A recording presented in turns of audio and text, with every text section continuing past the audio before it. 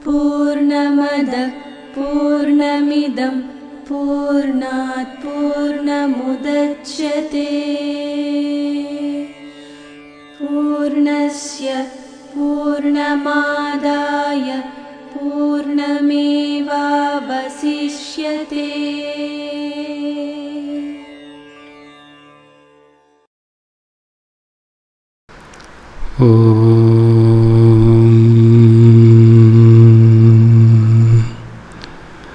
व्यासाय विष्णुरूपाय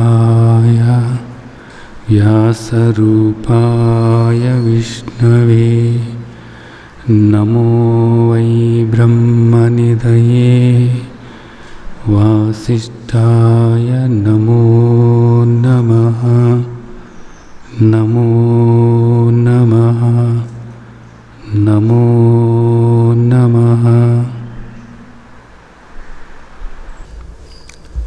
ఇప్పటివరకు కూడా మనం భగవాన్ వాచ భగవంతుడు చెప్తున్నారు, మన తండ్రి మన కోసం చెప్తున్నారు అనేటటువంటి పూర్తి విశ్వాసంతో, ప్రగాఢమైనటువంటి విశ్వాసంతో శ్రీమద్ భగవద్గీతలో భగవంతుడు చెప్పిన దాన్ని అవగాహన చేసుకుని క్రమేణా ఆచరణలోకి తీసుకుంటూ ముందుకు నడుస్తున్నాం కదా. దీనిలో ముఖ్యమైనటువంటి విషయం, నీవు దేహం కాదు, నువ్వు ఆత్మస్వరూపము అనేటటువంటిది చెప్పారు. శ్రీమద్ భగవద్గీత 2వ అధ్యాయంలోనే 18వ శ్లోకంలో ఆ తండ్రి అంతవంత ఇమే దేహ నిత్యస్యోక్త శరీరిణ అనాశినో అప్రమేయస్య తస్మాద్యుద్ధస్వ భారత అనేది చెప్పారు. ఈ దేహము అంతమైపోయేటటువంటిదే, నీవు నిత్యుడవై ఉన్నావు, ఇది అంతమైపోతుంది. కానీ ఆత్మస్వరూపమైనటువంటి నీవు నిత్యమై ఉన్నావు. దేహంలో ఉన్నటువంటి ఆత్మస్వరూపమైనటువంటి నీవు నిత్యమై ఉన్నావు. అంతేకాదు అనాశినో అప్రమేయస్య, నాశనం కానటువంటి వాడివి, ఏ మార్పు కూడా చెందనటువంటి వాడివి. దేహాలు వస్తూ ఉంటాయి, పోతూ ఉంటాయి. దేహం పుట్టింది అంటారు, ఆ తర్వాత దేహం వచ్చిన తర్వాత పెరుగుతూ ఉంటుంది, మారుతూ ఉంటుంది, అలాగే శిథిలమవుతూ ఉంటుంది, రకరకాల వ్యాధులు వస్తూ ఉంటాయి, ఆ తర్వాత నాశనం అవుతుంది, మరణం వస్తుంది. కానీ దేహంలో ఉన్నటువంటి నీవు, ఆత్మస్వరూపమైనటువంటి నీవు నిత్యమై ఉన్నావు, నీవు శాశ్వతమై ఉన్నావు, నాశనమయ్యేవాడివి కాదు, నువ్వు మారేటటువంటి వాడివి కాదు. నీవు మారటం అంటే వికారాలు అంటారు, ఏ వికారాలు కూడా చెందనటువంటి వాడివి నీవు అని ఆ విధంగా మనకు తండ్రి చెప్పటం జరిగింది 18వ శ్లోకంలో. అంటే ఇప్పటివరకు కూడా మనం దేహమే దేహమే అనుకుంటూ ఉన్నాం కదా. కానీ దేహం నశించేటటువంటిది, ఇది మనకి అందరికీ అనుభవమే కూడాను. మరణించిన దగ్గరికి ఎవరైనా మరణించినప్పుడు మనం వెళ్తే ఆవిడ వెళ్ళిపోయింది, ఆయన వెళ్ళిపోయాడు అంటారు. ఆ దేహమా అక్కడ పడి ఉంటుంది. అక్కడ పడి ఉన్నటువంటి దేహం చిన్నప్పుడు ఎలా ఉండేది, ఆ తర్వాత ఆ దేహం పెరుగుతున్న కొద్దీ ఎన్ని మార్పులు జరిగినాయి, ఆ దేహంలో ఎన్ని రకాల జబ్బులు వచ్చినాయి. ఆ తర్వాత ఇదిగో ఇక్కడ అలా పడి ఉంది. కొద్దిసేపట్లో ఆ దేహం బూడిద కాబోతుంది. అలాంటి దేహం నేను అనుకుంటున్నాం ఇక్కడ అందరము కూడా. రేపొద్దుట అందరి దేహాలు కూడా అక్కడ అలాగే పడి ఉండాల్సిందే. చిన్నతనం గుర్తు చేసుకుంటే ఈ దేహం ఒక రకంగా ఉంది, అది అలాగ పెరుగుతూ పెరుగుతూ పెరుగుతూ పెరుగుతూ ఇదిగో ఇలాగ ఇప్పుడు తయారైంది. ఇంకా ఇప్పుడు అనేక రకాలైనటువంటి జబ్బులు ఈ దేహానికి వస్తూనే ఉన్నాయి. క్రమేణా క్రమేణా దేహం క్షీణిస్తూ క్షీణిస్తూ ఉంది, నశిస్తూ ఉంది, చివరికి పూర్తిగా నశించిపోతుంది. అలాంటి దేహం నేను అనుకుంటున్నాం మనం. చనిపోయిన తర్వాత మాత్రం అందరూ అది ఆయన దేహము, ఆయన వెళ్ళిపోయాడు, ఆవిడ దేహం అది, ఆవిడ వెళ్ళిపోయింది అని అప్పుడు అంటున్నారు అందరూ. ఇది ఎంత ఆశ్చర్యకరమైనటువంటి విషయం. దేహంలో ఉండగా నిన్ను నువ్వు తెలుసుకోవాలి. రేపు వెళ్ళిపోయావు అంటున్నారు చూడు, వెళ్ళిపోతావు అంటున్నారు చూడు. ఆ వెళ్ళిపోయే నీ గురించి నీవు ఎలా ఉన్నావు, నీ లక్షణాలు ఏమిటి అనేటటువంటిది నువ్వు తెలుసుకోవాలి కదా. దేహం గురించి చెప్పు అంటే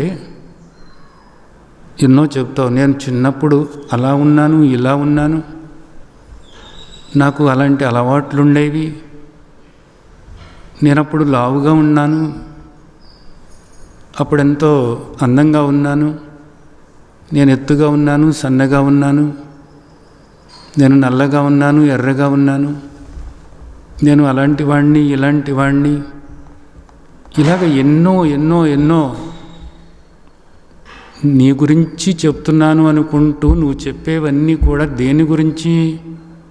దేహం గురించి చెప్తున్నావు. యథార్థమైనటువంటి నీ గురించి అసలు నీకేమైనా తెలుసా? యథార్థమైనటువంటి నీ గురించి అసలు నీకేమైనా తెలుసా?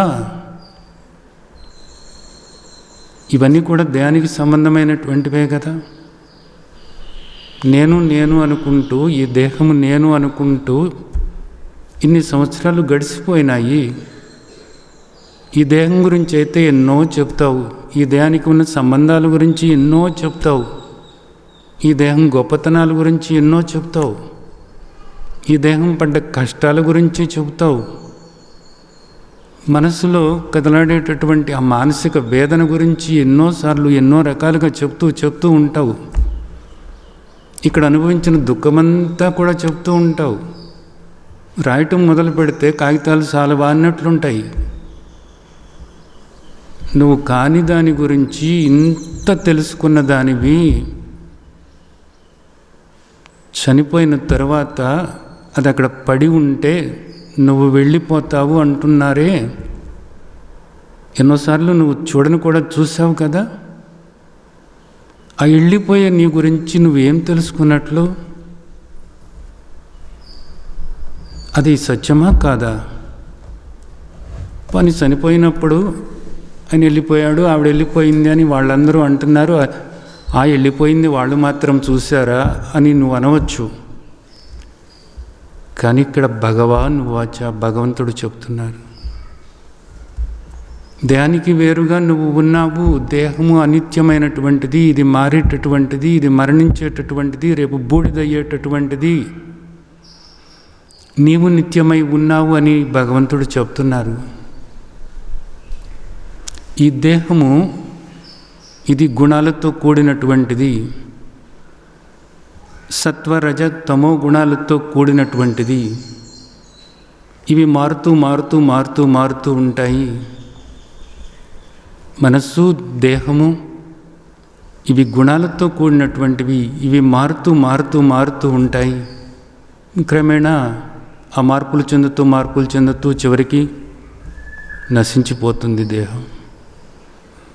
కానీ నువ్వు ఏ మార్పు చెందని వాడివి అని చెప్తున్నారు. అలాగే ఈ మార్పులన్నీ కూడా గమనించేవాడివి అనేది మనకు చెప్పారు. ముందే మనకు చెప్పారు కదా, మాత్రా స్పర్శాస్తు కౌంతేయ శీతోష్ణ సుఖ దుఃఖద ఆగమ అపాయిను అనిత్య. ఇక్కడ ఇవన్నీ కూడా మారేటటువంటివే. నీ దేహము ఇక్కడ నువ్వు చూసేవి అన్నీ మారేటటువంటివే, పోయేటటువంటివే. నీ మనసులోకి వస్తున్నటువంటి సుఖదుఖాలు అవన్నీ కూడా మారేటటువంటివే, పోయేటటువంటివే. వాటినన్నింటినీ గమనిస్తున్నటువంటి నీవు నిత్యమై ఉన్నావు అనేది మనకు తండ్రి చెప్తున్నారు. ఆత్మస్వరూపంగా నీ గురించి నీకు తెలుసుకోవాలని లేదా అని. ఈ ప్రపంచంలో అన్నిటి గురించి తెలుసుకుంటారు కదా. ఎక్కడెక్కడ ఏది జరుగుతున్నా నాకు కావాలి టీవీలు పెట్టుకుంటారు, పేపర్లు చదువుతారు, తెలుసుకుంటూనే ఉంటారు. అన్నీ తెలుసుకున్న నీవు నీ గురించి తెలుసుకోకుండానే ఈ దేహాన్ని వదులుతున్నావు. ఎంతటి ఆశ్చర్యకరమైనటువంటి విషయం ఇది. ఈ దేహం అసలు నీకెందుకు ఇవ్వబడింది? మానవ దేహం నీకెందుకు ఇవ్వబడింది అంటే నిన్ను నువ్వు తెలుసుకుంటావని అంటున్నాడు అక్కడ ఆయన తండ్రి. ఇది నిజానికి భగవత్ ప్రసాదంగా మాట్లాడుతూ ఉంటారు. ఈ జన్మ మానవ జన్మ దుర్లభమైంది. మనిషి పుట్టాను అంటే నిజానికి ఇది నా అదృష్టమే అంటారు. ఎందుకని?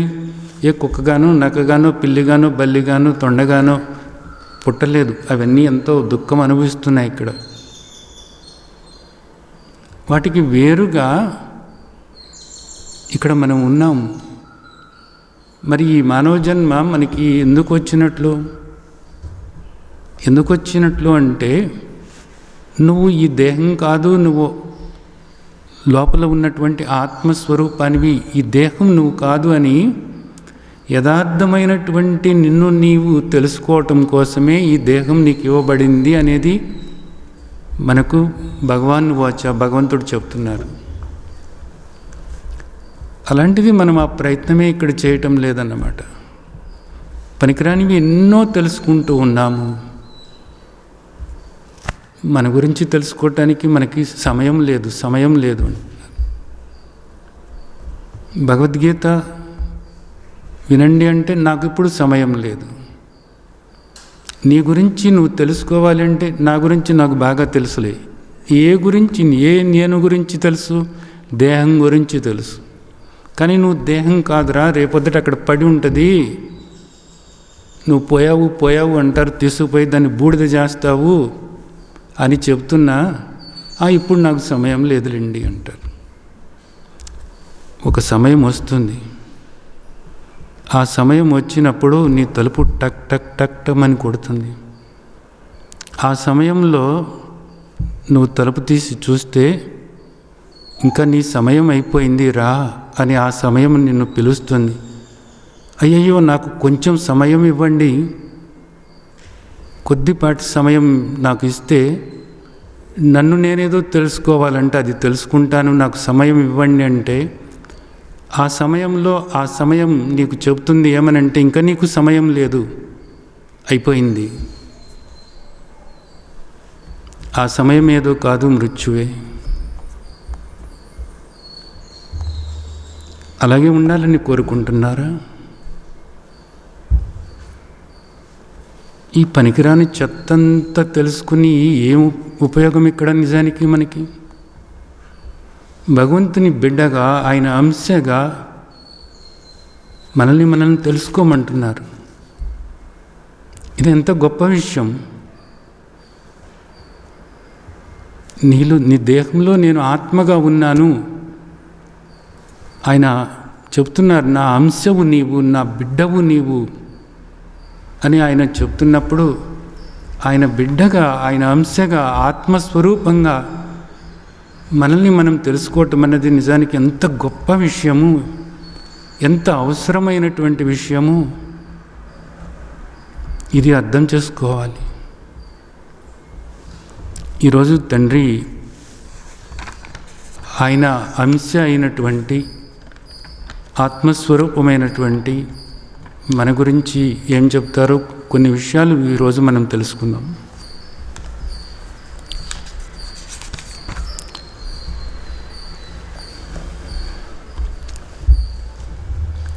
అచేద్యోయమదాహ్యోయం అక్లేద్యో శోష్యేవచ నిత్య సర్వగత స్థాణు అచలోయం సనాతనః.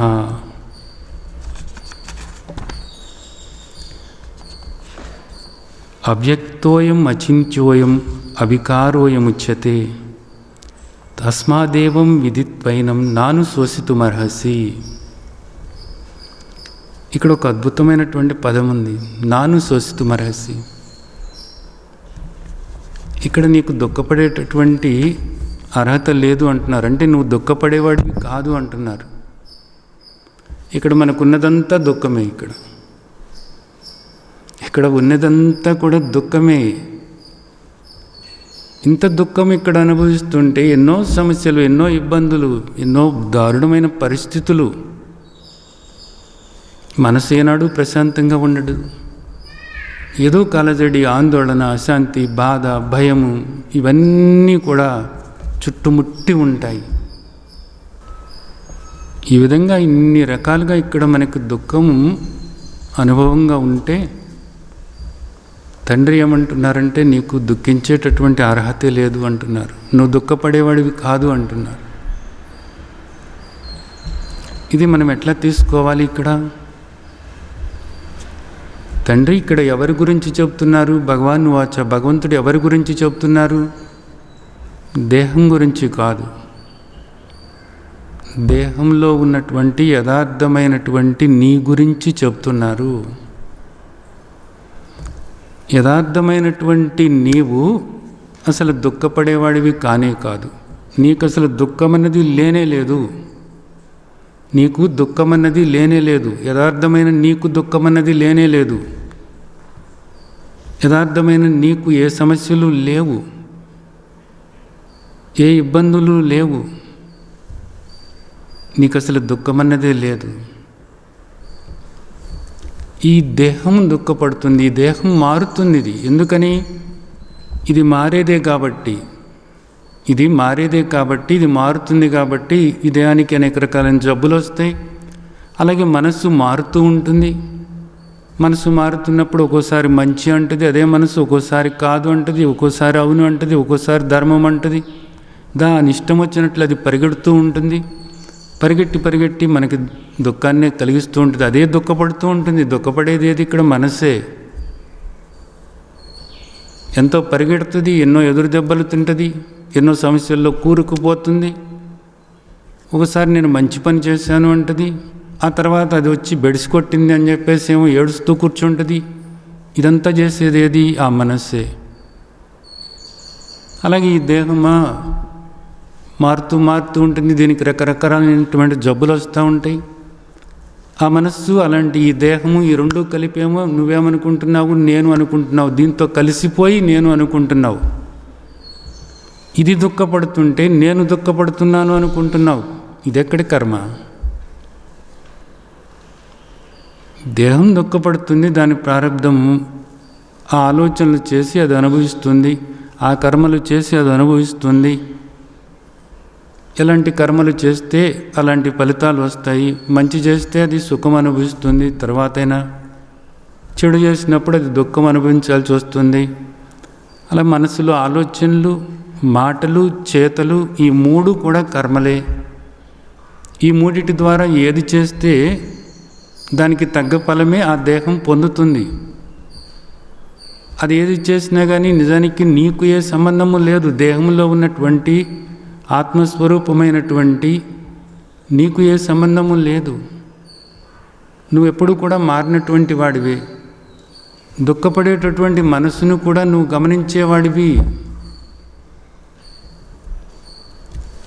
సుఖపడేటటువంటి మనసును గమనించేవాడివి. శాంతిగా ఉన్న మనసును గమనిస్తూ ఉంటావు, అశాంతిగా ఉన్న మనసును గమనిస్తూ ఉంటావు. ఆవేశంతో ఊగిపోతున్నటువంటి మనసును, దేహాన్ని కూడా గమనిస్తూ ఉంటావు. నీవెప్పుడూ కూడా గమనించేవాడిగానే ఉండాలి అనేది తండ్రి చెప్తున్నారు. కానీ అలా ఉండకుండా దేహంతో తాదాత్మ్యం చెంది ఏం చేస్తున్నట్లు నువ్వు ఇక్కడ నేను దుఃఖపడుతున్నాను అంటున్నావు. నిన్ను నువ్వు చూసుకోకుండా, నువ్వుగా ఉండకుండా దుఃఖపడేదాంతో కలిసిపోతున్నావు.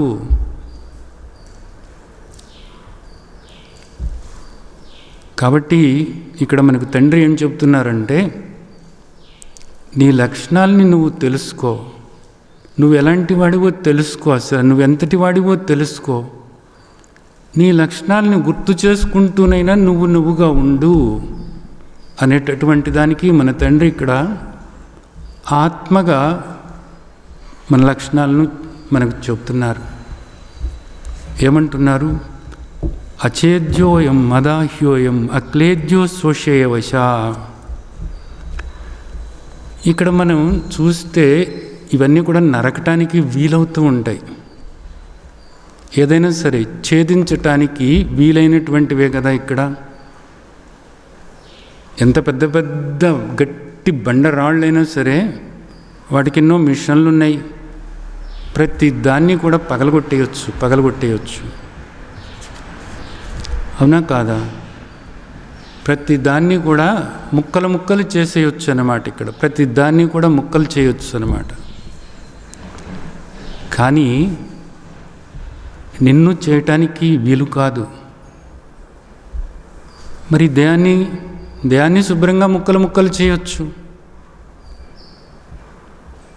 ఒక కత్తి పుచ్చుకుంటే ఈ దేహాన్ని ఎన్ని రకాలుగా మనం ముక్కలు చేయొచ్చు, ఎన్నో రకాలుగా ముక్కలు చేసేయచ్చు. కానీ ఆత్మస్వరూపమైనటువంటి యథార్థమైనటువంటి నిన్ను ముక్కలు చేయటానికి కుదరదు. నిన్ను విభజించటానికి కుదరదు. అంటే నన్ను ముక్కలు చేయటానికి కుదరదు, ఛేదించటానికి కుదరదు. ఆ విధంగా నిన్ను నువ్వు గుర్తు చేసుకోవాలి. అలాగే నిన్ను దహించటానికి, తగలబెట్టడానికి వీలు కాదు. ఇక్కడ చూడండి, చాలా వాటిని మనం తగలబెట్టేసేయచ్చు అన్నమాట. ఈ దేహాన్ని కూడా తగలబెడతారు కదా రేపు. ఎన్నోసార్లు శ్మశానానికి వెళ్తే చూస్తూ ఉంటారు కదా, దేహాలు తగలబడిపోతూ ఉంటాయి కదా. కానీ నిన్ను తగలబెట్టడానికి వీలు కాదు, నరకటానికి వీలు కావు, తగలబెట్టడానికి వీలు కావు. తర్వాత ఏమంటున్నారు? అక్లేద్యో అంటున్నారు. తడపటానికి వీలు కావు. కొన్ని నీళ్ళల్లో పడేసామనుకోండి, నీళ్ళల్లో పడేసినప్పుడు ఏమవుతాయి? అవన్నీ కూడా తడిసిపోయి, ఆ తర్వాత ఉబ్బిపోయి, ఆ తర్వాత అలాగా అయిపోతాయి. ఈ దేహాన్ని కూడా నిజానికి మనం ప్రతిరోజు స్నానం చేస్తూ ఉంటాం, తడపటానికి వీలవుతుంది. అంతేకాకుండా ఈ దేహాన్ని తీసుకుపోయి ఒక నీళ్ళ తొట్టులో పడేశారనుకోండి, గట్టిగాను ఊపిరాడకుండా, ఏమవుతుంది? మొత్తం తడిసిపోతుంది. ఆ తర్వాత నీళ్లు తాగితే ఉబ్బిపోతుంది, ఆ తర్వాత అక్కడే కుళ్ళిపోతుంది కూడా. కానీ నిన్ను ఆ విధంగా తడపటానికి వీలు కాదు. అలాగే ఎండబెట్టడానికి కూడా వీలు కాదు. నిన్ను కుసించుకుపోయేలాగా చేయటానికి కూడా వీలు కాదు. ఇప్పుడు కొన్ని రోజుల పాటు మీరు ఆహారం తీసుకోలేదనుకోండి, ఏమవుతారు? మీరు కుసించుకుపోతారు అన్నమాట. అలా చేయటానికి కూడా కుదరదు. కాబట్టి నీవు నరకబడేవాడివి కాదు, తగలబడేవాడివి కాదు, తడపబడేవాడివి కాదు, ఎండిపోయేవాడివి కాదు. ఆత్మస్వరూపమైనటువంటి నీవు మరి నిజానికి ఇదంతా కూడా దేహానికి సంబంధమైనటువంటిది. ఇదంతా కూడా దేహానికి సంబంధమైనటువంటిది. అలాంటి తగలబడేటటువంటి, నరకబడేటటువంటి, తడపబడేటటువంటి, తడిసిపోయేటటువంటి దేహాన్ని నేను అనుకుంటున్నావు నువ్వు. చూడండి, ఆశ్చర్యంగా లేదు? మలమూత్రాలతో కూడినటువంటి ఒక సెప్టిక్ ట్యాంక్ లాంటిది ఇది. నిజానికి ఏముంది ఈ దేహంలో? ఆలోచించండి. దేహంలో మలము, మూత్రము రెడీగా ఉంటుంది, ఎప్పుడూ లోపల పేగుల్లో రెడీగా ఉంటాయి. అలాగే ఇక్కడి నుంచి చూసినట్లయితే కంట్లో పూసి ఉంటుంది, చెవుల్లో గుబిలు ఉంటుంది, నోట్లో ఉమ్ము ఉంటుంది, ముక్కులో చీమిడి ఉంటుంది. అలాగే దేహంలో చీము రక్తము కాస్త బయటకు వచ్చినాయి అంటే వాసన. ఇక మలమూత్రాల గురించి చెప్పనే అవసరం లేదు. ఇవన్నీ కూడా కలిసి ఉన్నటువంటి ఒక తోలు తిత్తేది అంతే. ఈ తోలు సంచిని పట్టుకుని నేను అనుకుంటున్నావు నువ్వు. పరమాత్మ యొక్క అంశవు నీవు. పరమాత్మ అంశమైనటువంటి నీవెక్కడా? ఈ మలమూత్రాలతో కూడినటువంటి పనికిరానివన్నీ కూడా లోపల దుర్గంధంతో కూడినటువంటివన్నీ ఉన్న ఈ దేహం ఎక్కడా? నువ్వు ఉమ్మూస్తే ఆ ఉమ్ము నువ్వే అంటుకోవు.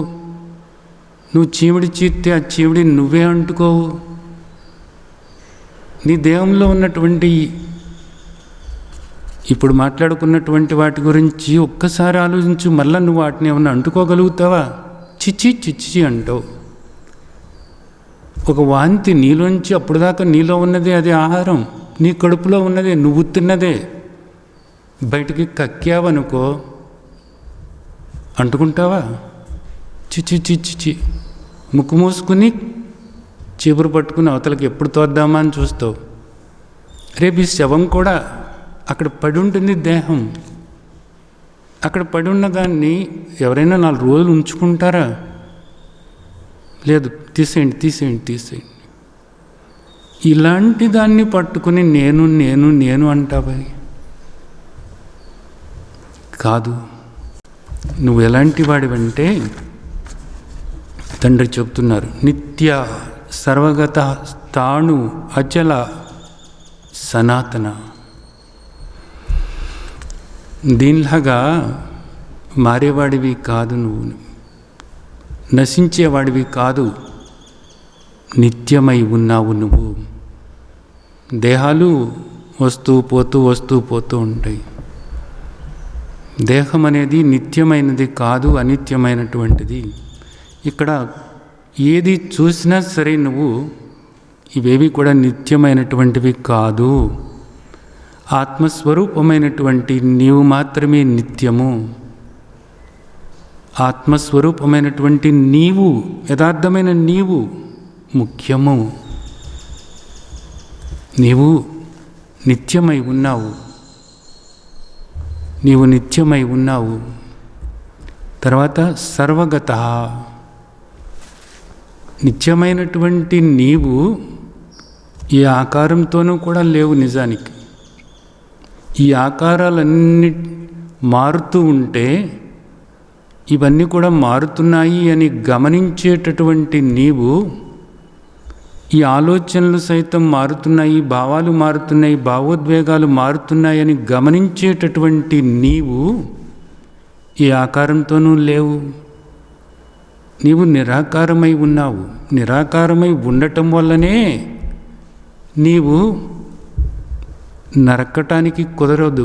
నిన్ను నరకటానికి కుదరదు, నిన్ను తగలబెట్టడానికి కుదరదు, నిన్ను తడపటానికి కుదరదు. అందుకే మనకి అది చెప్పారనమాట, అచేద్యోయం అదాహ్యోయం అక్లేద్యో శోషేయవశ. నువ్వు ఆకారంతో ఉంటే తగలబెట్టవచ్చు, నరకొచ్చు. కానీ నీవు నిరాకారము అన్నది ఇప్పుడు అర్థం చేసుకోవాలి. ఇక్కడ నిరాకారాన్ని ఎవరు తగలబెడతారు, ఎలా నరకుతారు, ఎలా తడుపుతారు? ఏదీ కుదరదు. అలాంటి నీవు, నిరాకారమైనటువంటి నీవు పరిమితమై లేవు, అంతా కూడా వ్యాపించి ఉన్నావు. దేహంలోనే ఉన్నాను అని అనుకుంటున్నావేమో, దేహానికి పరిమితమై లేవు. ఇది ఎలాంటిదంటే, ఒక గదిలో ఖాళీ ఉంది. ఆ ఖాళీ అనేటటువంటిది గది కట్టడం వల్ల వచ్చిందా, లేకపోతే అంతకు ముందుందా? ఆ గదిలో ఖాళీ అంతకు ముందే ఉంది. మధ్యలో ఖాళీ ఉంటేనే నువ్వు గోడలు కట్టావు. గోడలు కట్టి గదిలో ఖాళీ, బయట ఖాళీ అంటున్నావు. నువ్వు బయట ఖాళీకి గదిలో ఖాళీకి ఏమైనా తేడా ఉందా? ఏ తేడా లేదు. రెండూ కూడా ఒక్కటే. ఆ గదిలో ఖాళీయే, బయట ఉన్న ఖాళీ బయట ఉన్న ఖాళీయే గదిలో ఖాళీ. అదే మనకు తండ్రి చెబుతున్నారన్నమాట. నీవు ఆ ఖాళీ లాంటి వాడివి, అలా నిరాకారమై ఉన్నావు. నువ్వు నిరాకారమై ఉండటం వల్ల ఆ గదికి పరిమితమై లేవు. ఖాళీ గదికి పరిమితమై లేదు. మనం వ్యవహరించేటప్పుడు అలా చెప్పుకుంటున్నాము, గదిలో ఖాళీ బయట ఖాళీ అని. ఆ గదిలో ఖాళీ గదికి పరిమితమై లేదు, కలిసే ఉంది. అలాగే నిరాకారమైనటువంటి నీవు సర్వము కూడా వ్యాపించి ఉన్నావు, అంతా కూడా వ్యాపించి ఉన్నావు. నీకు హద్దులు లేనే లేవు. ఆత్మస్వరూపమైనటువంటి నీకు హద్దులు లేవు. దేనికి చూడు హద్దులున్నాయి. అలాగే తర్వాత స్థాణు అంతా ఉండటం వల్ల నువ్వు ఏ విధంగానూ కూడా కదిలేవాడివి కాదు, ఏ విధంగా కూడా కదిలేవాడివి కాదు. అలాగే అచలోయం పని. ఇప్పుడు దేహం ఉంది, దేహం కూర్చుని ఉంది. ఇలాగా దేహం లోపల కదలికలు ఉన్నాయి, చలనం ఉంది. అలాగే ఇక్కడ మనస్సు చలిస్తూ ఉంది. అలాగా చలించేవాడివి కూడా కాదు నువ్వు. ఏ కదలిక లేనటువంటి వాడివి, ఏ చలనము లేనటువంటి వాడివి. అచలోయం సనాతనః. నీవు ఇప్పుడు పుట్టినవాడివి కాదు. ఇక్కడ నేను ఇదిగో పలానా తారీఖున పుట్టాను, పలానా సంవత్సరంలో పుట్టాను, నాకు ఇన్ని సంవత్సరాలు అని చెప్పుకుంటూ ఉంటారు. పుట్టినరోజులు చేసుకుంటూ ఉంటారు కదా. దేనికి సంబంధమైంది అది? ఆ తారీఖున ఆ దేహం వచ్చింది, ఆ సంవత్సరంలో ఆ నెలలో ఆ తారీఖున ఆ దేహం వచ్చింది. నువ్వు అంతకు ముందు ఉన్నావు, ఇప్పుడు ఉన్నావు, ఆ పై కూడా ఉంటావు ఎప్పుడు కూడా. ఈ దేహం అనేది తాత్కాలికమైనటువంటిది. ఇప్పుడు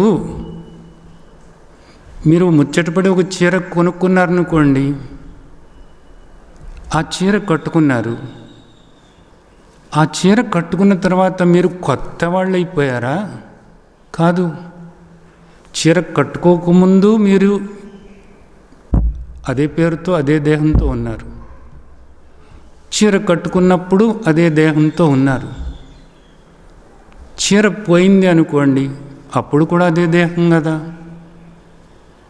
ఆ చీర వచ్చిందని చెప్పేసి నేను మారిపోయాను అంటారా? మీరు మారలేదు కదా. మీ దేహం ఏ రంగులో ఉందో ఆ రంగులోనే ఉంది. చీర కట్టుకోకముందు ఆ రంగులోనే ఉంది, చీర కట్టుకున్న తర్వాత అదే రంగులో ఉంది, చీర పోయిన తర్వాత కూడా అదే రంగులో ఉంటుంది ఆ దేహం. అలాగే ఇక్కడ ఈ దేహం రాకముందు మీరు నిరాకారమే, ఈ దేహం ఉన్నా మీరు నిరాకారమే, ఈ దేహం పోయినా మీరు నిరాకారమే, ఎప్పుడూ మీరు నిరాకారమే, ఎప్పుడూ మీరు నిత్యమే, ఎప్పుడూ కూడా ఏ మార్పు చెందని వాళ్ళే మీరు. చీరలో మార్పు రావచ్చు, కానీ మీ దేహం రంగు మారదు కదా.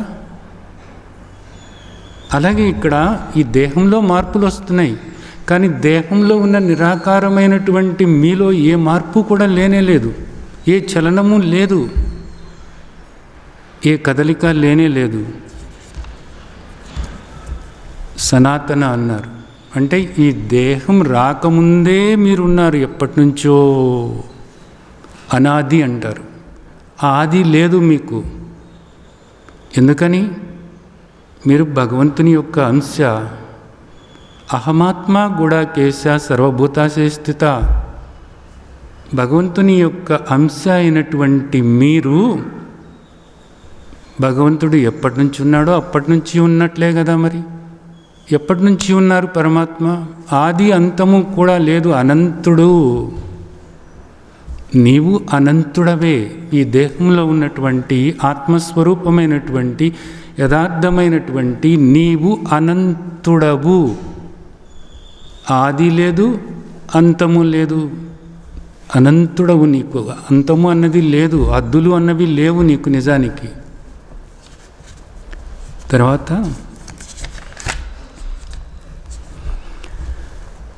అవ్యక్తోయమచింత్యోయం అవికారోయముచ్యతే.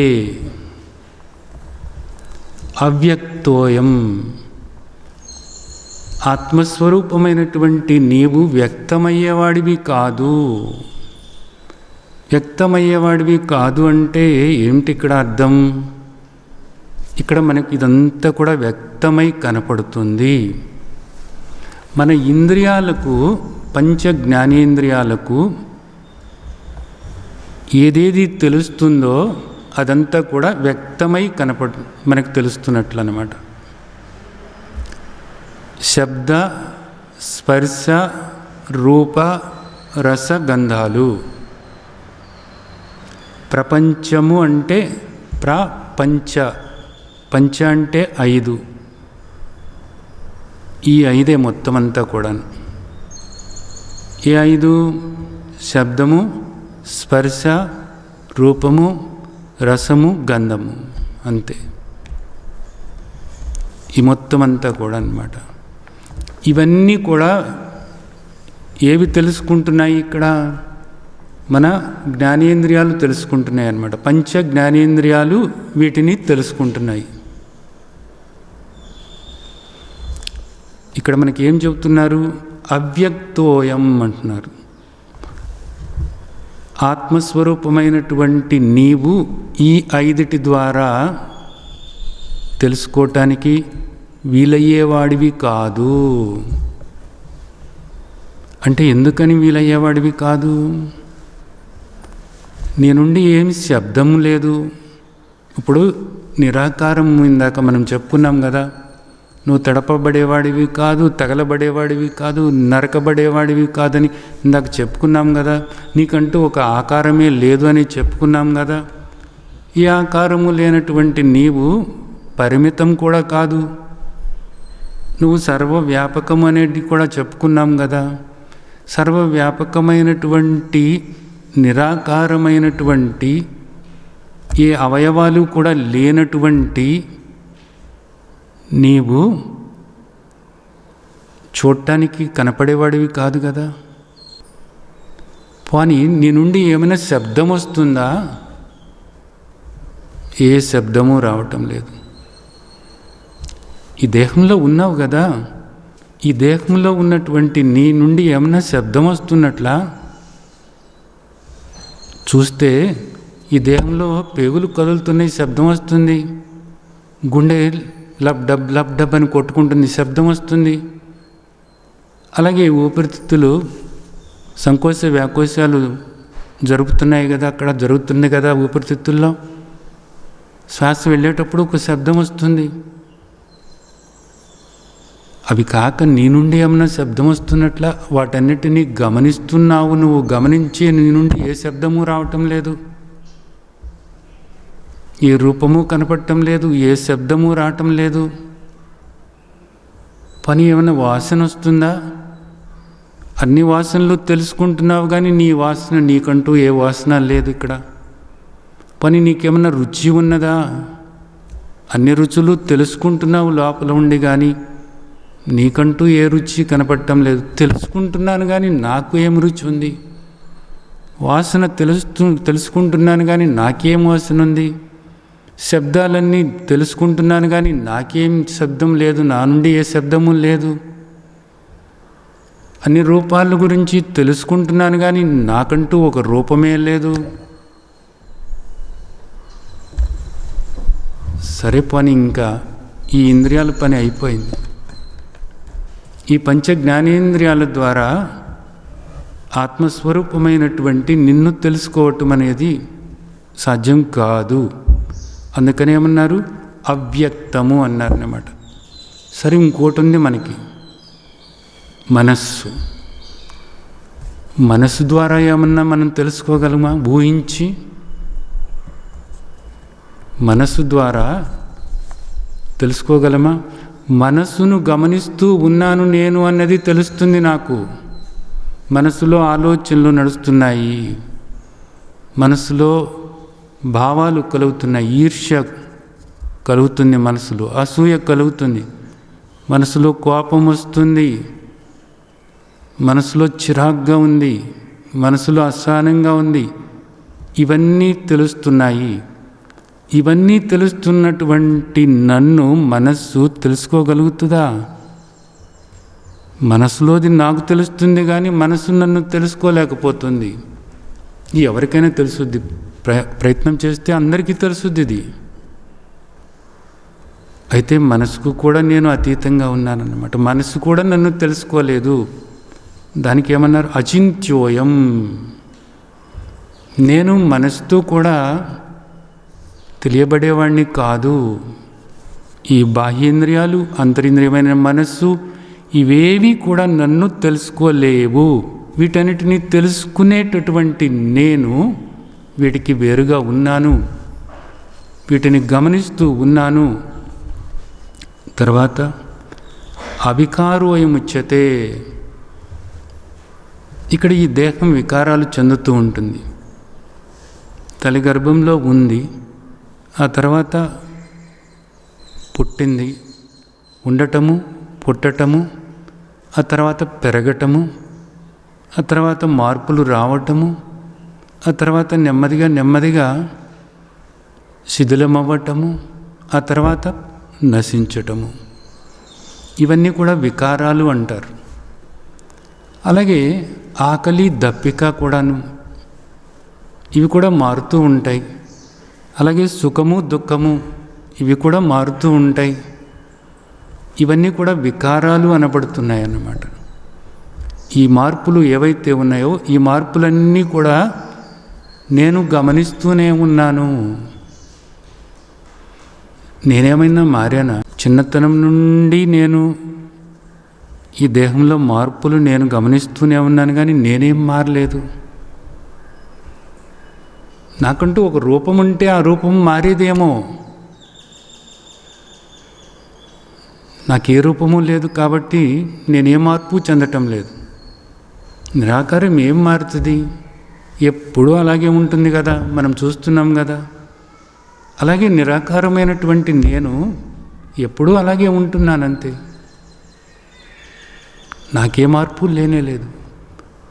అవికారమై నేను ఏ వికారము చెందేవాణ్ణి కానే కాదు.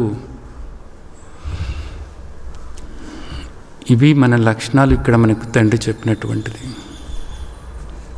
నిత్య సర్వగత స్థాణు అచల సనాతన అవ్యక్త అచింత్య అవికారం ఆత్మస్వరూపాన్ని నేను, ఆనంద స్వరూపాన్ని. దుఃఖపడేటటువంటిది దేహం, నేను కాదు. దుఃఖపడేటటువంటిది దేహము, నేను దేహం కాదు. నేను ఆనంద స్వరూపాన్ని, ఏ మార్పు కూడా చెందనటువంటి వాడిని నేను, ఎప్పుడూ ఉండేటటువంటి వాడిని, సనాతనుడిని నేను, సత్యమై ఉన్నాను, నిత్యమై ఉన్నాను.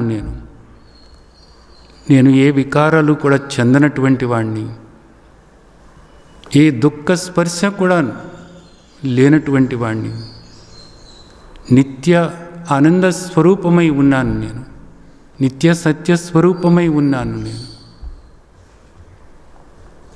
నిత్య సర్వగత స్థాణు అచల సనాతన అవ్యక్త అచింత్య అవికార ఆత్మస్వరూపాన్ని నేను, ఆనంద స్వరూపాన్ని నేను, సచ్చిదానంద స్వరూపాన్ని నేను. ఈ విధంగా మీ లక్షణాలు ఏవైతే ఉన్నాయో మీ లక్షణాలని మీరు అనుభవపూర్వకంగా తెలుసుకోవాలి అనేటటువంటిది ఇక్కడ మనకు తండ్రి చెప్తున్నటువంటి విషయం. ఇదంతా కూడా మారేటటువంటిది. ఈ దేహము ఇక్కడ మీరు చూసేటటువంటిది అంతా కూడా మారేటటువంటిది. ఇదంతా కూడా గుణాలతో కూడినటువంటిది. ఆత్మస్వరూపమైనటువంటి పరమాత్మ యొక్క అంశ అయినటువంటి ఆత్మస్వరూపమైనటువంటి నీవు గుణాలకు అతీతంగా ఉన్నావు, గుణాతీతుడవై ఉన్నావు. ఈ దేహము, ఈ మనస్సు, ఇక్కడ కనిపించేదంతా కూడా ప్రకృతి అనబడుతుంది. ఇది గుణాలతో కూడి ఉన్నటువంటిది. సత్వ రజో తమో గుణాలు 3 కూడా మారుతూ ఉంటాయి. ఇది నశిస్తూ ఉంటుంది క్రమేణా. ఏ మార్పు లేనటువంటి నీవు గుణాతీతుడవు. ఇది అర్థం చేసుకుని ఇదంతా కూడా గుణాలకు సంబంధమైనటువంటి, నేను గుణాతీతుడనై ఉన్నాను అని ఆత్మస్వరూపమైనటువంటి నిత్య సర్వగత స్థాణు అచల సనాతన అవ్యక్త అచింత్య అవికార ఆత్మస్వరూపమైన నిన్ను నీవు గుణాతీతుడిగా తెలుసుకోవాలి అనేటటువంటిది తండ్రి చెప్తున్నటువంటి విషయం. ఆ తండ్రి 2వ అధ్యాయంలోనే 45వ శ్లోకంలో త్రైగుణ్య విషయ వేద నిస్త్రైగుణ్యో భవ అర్జున నిర్ద్వంద్వో నిత్యసత్వస్థో నిర్యోగక్షేమ ఆత్మవాన్. తండ్రి మనల్ని దీవిస్తున్నారు ఇక్కడ. భగవాన్ వాచ, భగవంతుడు చెప్తున్నారు. భగవంతుడు మనల్ని ఆ విధంగా ఉండమని ఆశీర్వదిస్తున్నారు ఇక్కడ. త్రైగుణ్య విషయ వేద, ఇక్కడ నువ్వు రకరకాల కోరికలతో ఈ దేహమే నువ్వు అనుకుంటూ రకరకాల కోరికలతో రకరకాలైనటువంటి కర్మలు చేస్తూ వాటికి ఫలాలు ఆశిస్తూ ఒకసారి సుఖమని ఒకసారి దుఃఖమని అదేవిధంగా తంటాలు పడుతూ ఉన్నావు నువ్వు. దానివల్ల ఏమవుతుంది? మరలా నువ్వు జన్మలు తీసుకుంటున్నావు. అది మనిషి జన్మ అనే కాదు, పశుపక్షాది క్రిమికీటకాది జన్మలు 84 లక్షల జీవరాశుల్లో ఏ దేహం నువ్వు ధరించబోతున్నావో, ఎంత దుర్భరమైనటువంటి దుఃఖాన్ని అనుభవించబోతున్నావో జాగ్రత్త పడాలి. కాబట్టి అవన్నీ కూడా గుణాలకు సంబంధమైనటువంటివి. అవన్నీ వదిలిపెట్టి అవన్నీ ధ్యానికి సంబంధమైనవని ఆ విధంగా గుర్తించి ఆత్మస్వరూపమైనటువంటి నీవుగా ఉండాలి, వాటిల్లో కూరుకుపోకూడదు అనేటటువంటిది మనకి ఇక్కడ చెప్తున్నారు. ఆత్మవాన్ భవ నిర్ద్వంద్వో నిత్యసత్వస్థో అంటే ఆత్మస్వరూపమైనటువంటి నీ లక్షణాలను నువ్వు ఎప్పుడు కూడా స్మరించుకుంటూ నిత్య సత్వస్థో, ఆత్మస్వరూపమైనటువంటి నీ లక్షణాలను నిత్య సర్వగత స్థాణు అచల సనాతన అవ్యక్త అచింత్య అవికార ఆత్మస్వరూపమైనటువంటి నీ లక్షణాలను, సచ్చిదానంద స్వరూపమైనటువంటి నీ లక్షణాలను నిరంతరము కూడా స్మరించుకుంటూ అనుభవపూర్వకంగా నీ లక్షణాల ప్రకారంగా నువ్వు ఉన్నావు అనేటటువంటి దాన్ని గుర్తించుకుంటూ, అలాంటి నిన్ను నువ్వు గుర్తించుకుంటూ ఆత్మవాన్ భవ, ఎప్పుడు కూడా ఆత్మస్వరూపంగా ఉండు.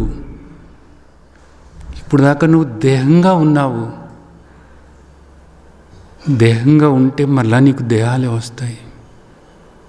మళ్ళా నువ్వు దుఃఖమే అనుభవించాల్సి వస్తుంది. నీకు ఇక్కడ సుఖం లేదు, ఆపై కూడా సుఖం లేదు అని చెప్తున్నారు తండ్రి. ఆత్మవాన్ భవ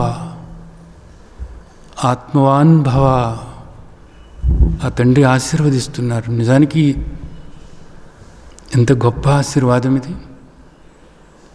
రకరకాలైనటువంటి ఆశీర్వాదాలు కావాలి అనుకుంటారు మీరు. అవన్నీ దేనికి సంబంధమైనటువంటివి? దేహానికి సంబంధమైనటువంటివి. దేహానికి సంబంధమైన కోరికలు తీరాలి అని అవన్నీ మీకు నిజానికి ఎంత శాంతిని ప్రసాదిస్తున్నాయి అంటారు? మీ దుఃఖాన్ని పోగొడుతున్నాయా అవన్నీ కూడా? ఈ జనన మరణ చక్రం నుంచి మిమ్మల్ని రక్షిస్తున్నాయా? కానే కాదు. కానీ ఆ కోరికల కోసమే మీరు వెంపర్లాడుతున్నారు. ఆ కోరికలు తీరాలి అంటున్నారు. తాత్కాలికమైనటువంటి ఆనందాన్ని ఇచ్చేటటువంటి ఆ కోరికలు తీరాలి అనుకుంటున్నారు. ఒక్కొక్కసారి మీ కోరిక నెరవేరినప్పటికీ కూడా అదే మీకు తర్వాత ఎంతో దుఃఖాన్ని కలిగిస్తుంది అనేటటువంటిది మీకు తెలవని విషయమా ఇది? ఎన్నోసార్లు ఈ పని అయిపోతే చాలు దేవుడా అని మొక్కుకుంటారు. ఆ పని అయిపోయిన తర్వాత అదే గుదిబండలాగా మారి ప్రతి క్షణము కూడా మీకు ఆవేదన కలిగిస్తుంది అనేటటువంటివి ఎన్నో ఎన్నో మీ జీవితంలో మీరు అనుభవించలేదా? అయినా సరే మనస్సు అటు పరిగెడుతూనే ఉంటుంది అంతే. మీ గురించి దానికి తెలియదు కాబట్టి మనస్సు అటే పరిగెడుతూ ఉంది. అలాంటి మనస్సుకు మీ గురించి చెప్పండి, మీ లక్షణాల గురించి దానికి తెలియచేయండి, మీ వైపు తిరగమని చెప్పండి. నిజానికి ఆత్మస్వరూపమైనటువంటి మీ నుండే మనస్సు మొదలై బయటకు వెళుతుంది. అది బయట ఏదో సుఖం అనుభవించాలని, బయట ఏవో కోరికలు నెరవేరితే ఆనందంగా ఉంటానని, శాంతిగా ఉంటానని ఆ భ్రమలో ఉంది మనసు, పిచ్చి మనసు. కానీ అది దుఃఖపడుతూనే ఉంది. అలా బయట వెతుకుతూ ఉండేటటువంటి మనస్సే మీకు దుఃఖాన్ని కలిగిస్తుంది అనేటటువంటిది మనకు తండ్రి చెప్తున్నారు. ఆ మనస్సే మీకు శత్రువు అని చెప్తున్నారు తండ్రి. కాబట్టి ఆ మనస్సుకు చెప్పండి, మీ వైపు తిరగాలి అని చెప్పండి, ఆత్మస్వరూపమైనటువంటి మీ గురించి తెలుసుకోవాలి అని చెప్పండి, మీ లక్షణాలను స్మరించాలి అని చెప్పండి. మీ వైపు తిరిగి మీ వైపు తిరిగి మీ వైపు తిరిగి మీ వైపు ప్రయాణిస్తూ మీతో ఏకమవ్వాలి అని చెప్పండి. అప్పుడు మాత్రమే యథార్థమైనటువంటి శాంతి అనేటటువంటిది మనసుకు తెలుస్తుంది. యథార్థమైనటువంటి సుఖశాంతులు ఏంటో మనసుకు అర్థమవుతుంది. అప్పుడు మాత్రమే మీరు ఈ జనన మరణ చక్రం నుంచి బయటపడగలుగుతారు. ఇది అర్థం చేసుకోండి. ఇది అర్థం చేసుకుని ప్రతి క్షణము కూడా మీ లక్షణాలని స్మరించుకుంటూ ఉండండి. ఆత్మవాన్ భవ, ఆత్మవాన్ భవ. తండ్రి ఆశీర్వాదం గుర్తుంచుకోండి. ప్రతి క్షణము కూడా మీ హృదయంలో ఈ ఆశీర్వాదం మారుమోగుతూ ఉండాలి.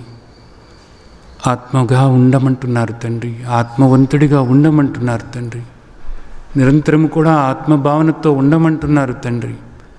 ఆత్మగా మీ లక్షణాలు నిరంతరము గుర్తు చేసుకుంటూ ఉండండి అంటున్నారు. అనుభవపూర్వకంగా అలా చూసుకుంటూ ఉండండి అంటున్నారు తండ్రి. ఇలా చేసినప్పుడు మీ అందరికీ కూడా అర్థమవుతుంది, నాకే బంధము లేదు, ఏ దుఃఖము లేదు, నేను ఆనంద స్వరూపము అనేది మీకు తెలుస్తుంది. మీరు ముక్తులే అనేటటువంటిది తెలుస్తుంది. నిజానికి ఎప్పుడో మోక్షం పొందటం కాదు, నాకు ఇప్పుడు ఏ బంధము లేదు, నేను ముక్తుడనే అనేది అనుభవపూర్వకంగా మీరు తెలుసుకోగలుగుతారు. ప్రతి ఒక్కరూ కూడా తెలుసుకోగలుగుతారు.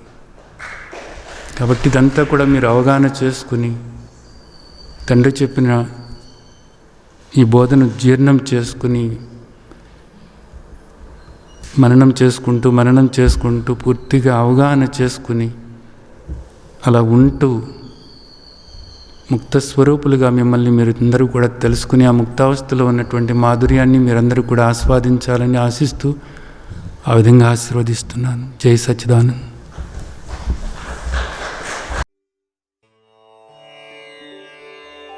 లోకా సమస్తా సుఖినో భవంతు. లోకా సమస్తా సుఖినో భవంతు. లోకా సమస్తా సుఖినో భవంతు.